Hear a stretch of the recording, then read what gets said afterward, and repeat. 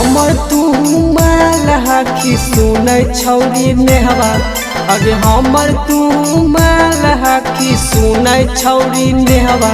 आगे राइफल साटा के ले तब जाटव जी के बेटवा आगे राइफल साटा के ले तब जाटव जी के बेटवा आगे ऊपर वाला ठीक लगौ छौरी तोर लुकवा आगे नीचे वाला ठीक लगौ छौरी तोर लुकवा आगे राइफल साटा के ले रजवंशी जी के बेटवा आगे राइफल साटा के ले रजवंशी जी के बेटवा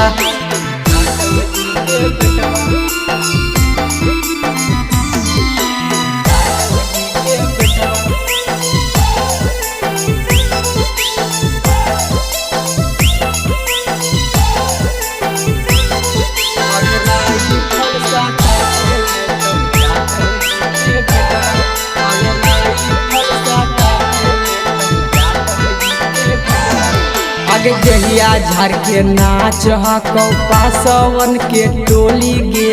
रात भर चलतौ छौरी घघरे पर गोली गे आगे जहिया झाड़ के नाच हकौ पासवन के टोली गे रात भर चलतौ छौरी घघरे पर गोली गे चपटर बाई खोल देबौ छौरी तोर हुकवा आगे चपटर बाई खोल देबौ छौरी तोर हुकवा आगे राइफल साटा के लेतौ पासवन के बेटवा आगे राइफल साटा के लेतौ पासवन के बेटवा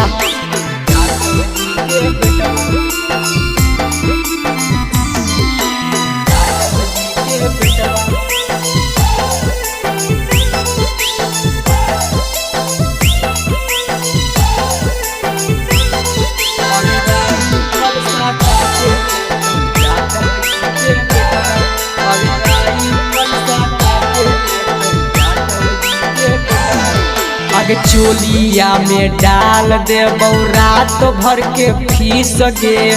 बदले में देवे पड़तौ बाभना के किस गे